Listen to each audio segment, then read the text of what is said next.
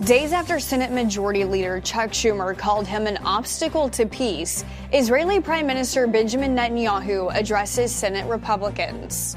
Basically, it was like using the force on a cursor.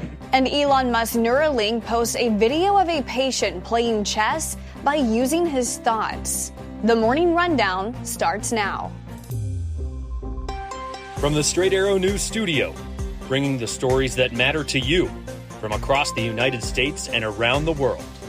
This is the Morning Rundown. Today is Thursday, March 21st. Thank you for joining us. I'm Kara Rucker. Israeli Prime Minister Benjamin Netanyahu spoke to Senate Republicans during a closed-door meeting on Wednesday. Netanyahu spoke virtually to the GOP lawmakers during their weekly policy lunch, which comes days after Senate Majority Leader Chuck Schumer criticized his approach to the war in Gaza.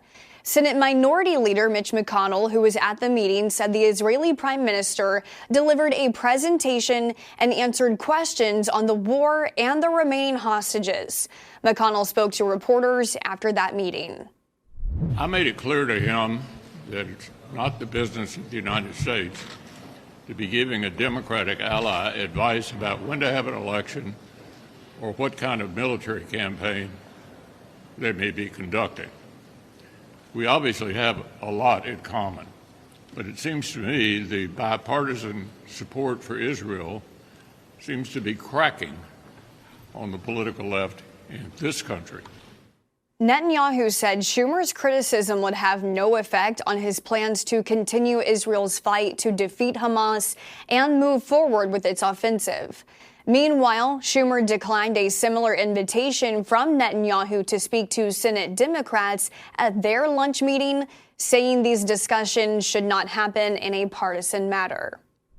Over in the House, Speaker Mike Johnson says he is considering inviting Netanyahu to address Congress in the near future. This comes as Secretary of State Antony Blinken plans to travel to Israel on Friday as part of his sixth trip to the Middle East since the war in Gaza began. A charter bus company has agreed to stop transporting migrants from Texas to New York after New York City Mayor Eric Adams sued them and 16 others. The lawsuit filed 2 months ago claims these companies illegally transported asylum seekers without support, violating New York's social services law. The city is asking for more than $700 million, accusing the bus companies of bringing 30,000 migrants to New York without arranging for their continued care, engaging in bad faith conduct. With the lawsuit underway, Roadrunner Charters says it will stop moving migrants to New York. Adams urged other bus companies to follow suit while criticizing Texas over their initiative to send migrants out of the state and into sanctuary cities across the U.S. Elon Musk's startup Neuralink streamed a video live on X showing the first human patient of its brain implant using the device to move a mouse cursor to play chess. 29-year-old Nolan Arbaugh said he became paralyzed from the shoulders down after a diving accident about 8 years ago. Now, using the technology and neural signals, he can make chess moves with his mind. Yeah, so I love playing chess, and so this is one of the things that y'all have enabled me to do, something that I wasn't able to really do much the last few years, especially not like this. I had to use like a mouse stick and stuff, but now it's all being done with my brain. If y'all can see the cursor moving around the screen, that's all me, y'all.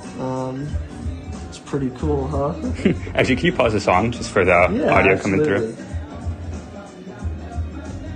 And that was also done with your brain? Yep. It's all brain power up there. Arbaugh said it was like using the Force, a reference from the movie Star Wars. He also said the implant allowed him to play a video game too. Last May, the FDA approved Neuralink to conduct a clinical trial of its device in humans. Some experts say that while the brain-computer interface technology Neuralink displayed in the video is not new, there is excitement over how the tech will help people who have become paralyzed. On yesterday's rundown, we reported on a stadium bomb threat targeting Los Angeles Dodgers star Shohei Ohtani before the team's game in Seoul, South Korea. Hours after the game ended, it was Ohtani's interpreter making headlines.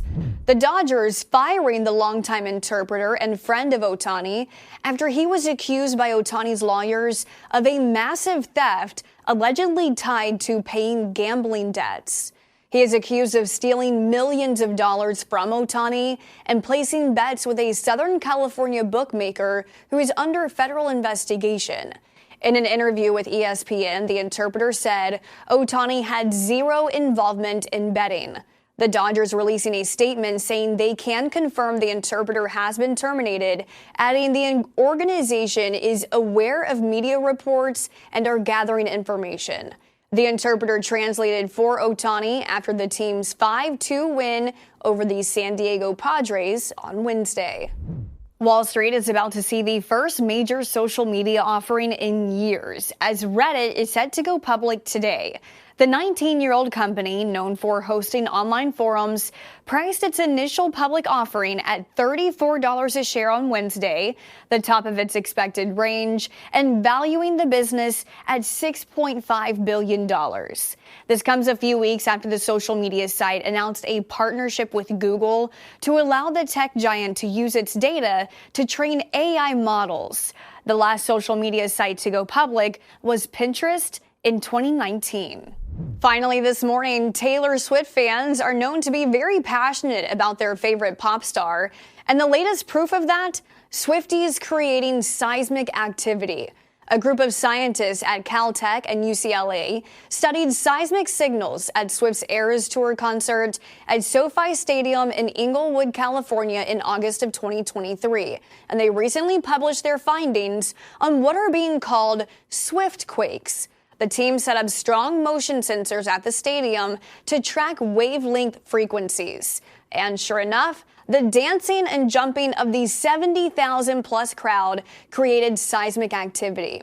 The researchers say the song that picked up the largest magnitude on the scale was Shake It Off. These are your top stories for this Thursday. Unbiased, straight facts, that's Straight Arrow News. We'll see you back here tomorrow. Until then, I'm Kara Rucker. Have a great day.